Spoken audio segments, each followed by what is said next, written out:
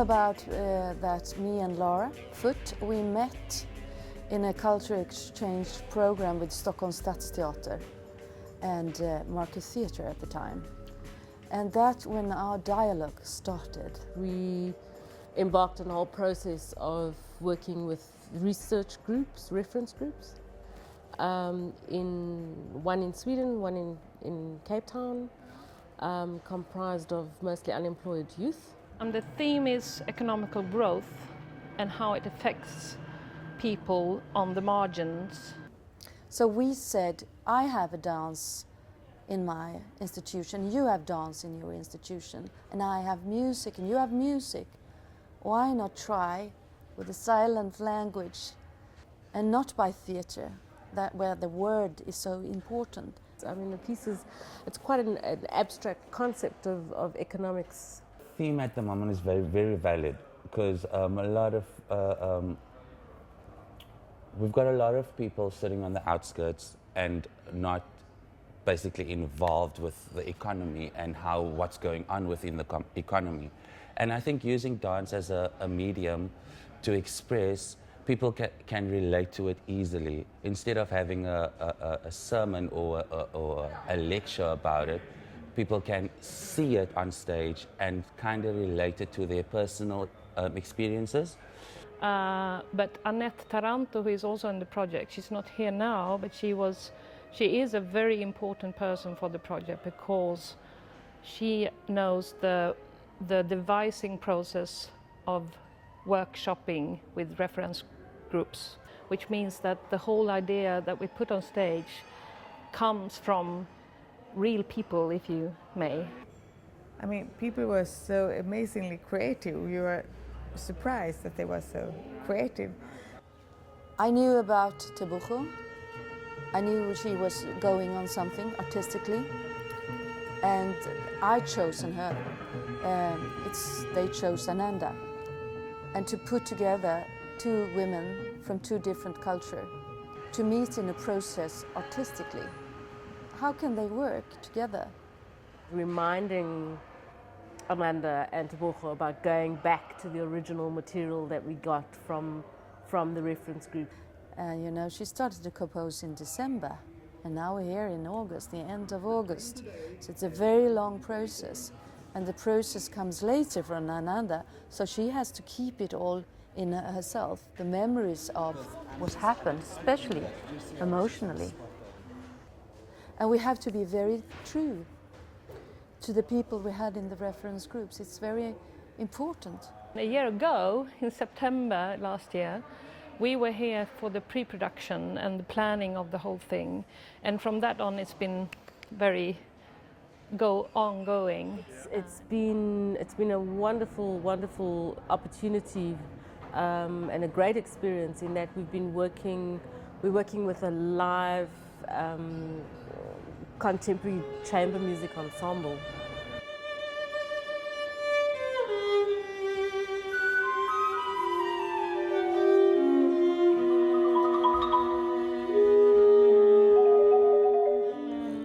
The title of the performance is I Hit the Ground Running, and it was Ananda Fuchs idea, the choreographer's idea, and it was like the essence of both those processing weeks, it was this sentence, I hit the ground running.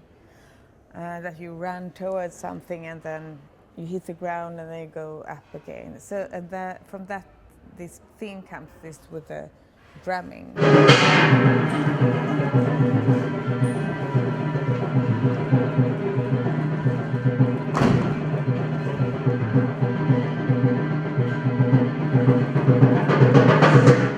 Well, of course, the basic concept of it is about growth that is reflecting the whole play. Det är väldigt rytmiskt för att det naturligtvis ska passa att dansa till, men det är också stora känslor och lite mörka känslor mest, tror jag. I mean, I was born in Uppsala. It was a small university town in Sweden, and my father, who is from here, South Africa, actually, came there as a refugee and studied and met my mom there. She was also studying there. We had a workshop with the composer in the beginning to try out some ideas, to see how it sounds, and also, of course, different specific sounds on the different instruments we tried out with the composer to see what was suitable for the music.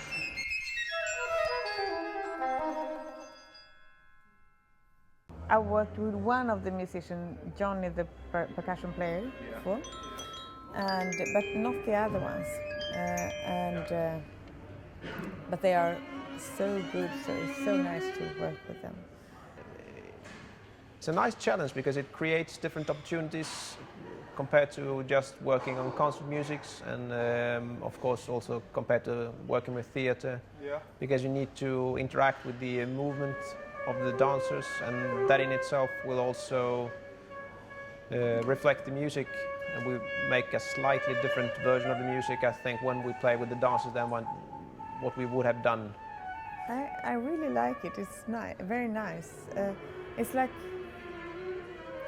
I mean, it's like different layers. That you have the music layer, and then the dancers, they're like overlapping in a way. So I really like it. It's very nice.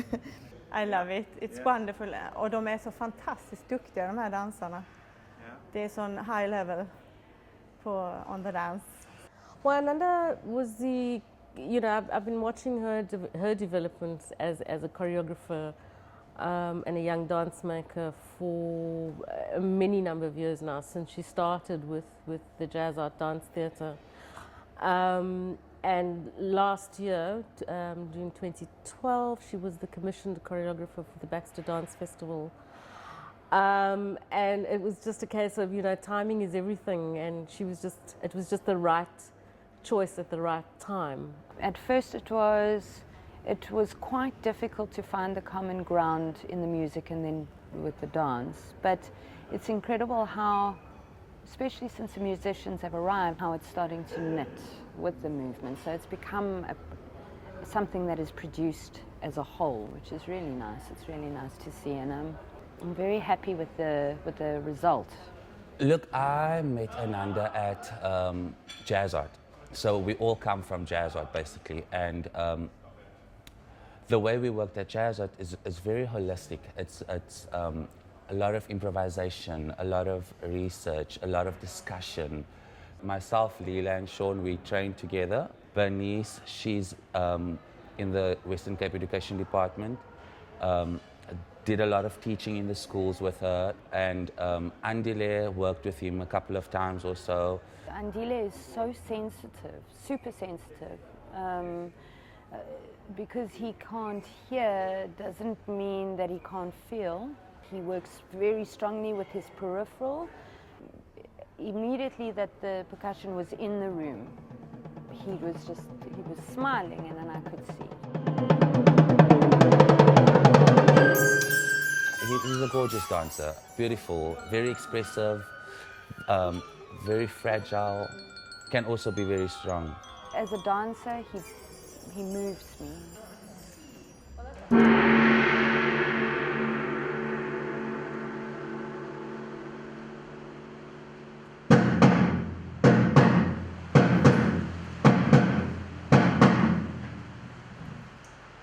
There's a lot of weight behind her her work. You can always feel that there's a lot of transitions between weight and transference and the suspensions and all that kind of stuff. So I think that's always familiar in Ananda's work. She likes to workshop with her dancers, so she doesn't come with a set, this is what we're going to do kind of thing. We workshop, and that's also, I think, one of her trademarks. As the choreographer, a lot of research, I had to look at imagery largely to try and find a language for it. Finances, accounts, money, numbers, money crunching, that kind of thing. I've always felt more comfortable as far away from that as possible. So trying to find the human element in that, because I find it very hard. So the challenge has been to get out of the cerebral and really find the depth of it. The emotional aspect of it is a lot more intense than what I've dealt with before, and the subject matter obviously is not what dance productions normally deal with, so it's been different in that way. I've worked with a lot of musicians, live musicians before, and the way that I've worked then was more of the production, the choreography and the music would start together, like we would start the process together. With this process, the dancing part was on its own and the music was on its own. It's always tricky having live music in the studio. It's a very stop-start kind of process, and obviously you're dealing with a lot more people in the room. At the same time, the sound is a lot more rich and the energy is different when you've got so many people, so it's exciting. Yeah.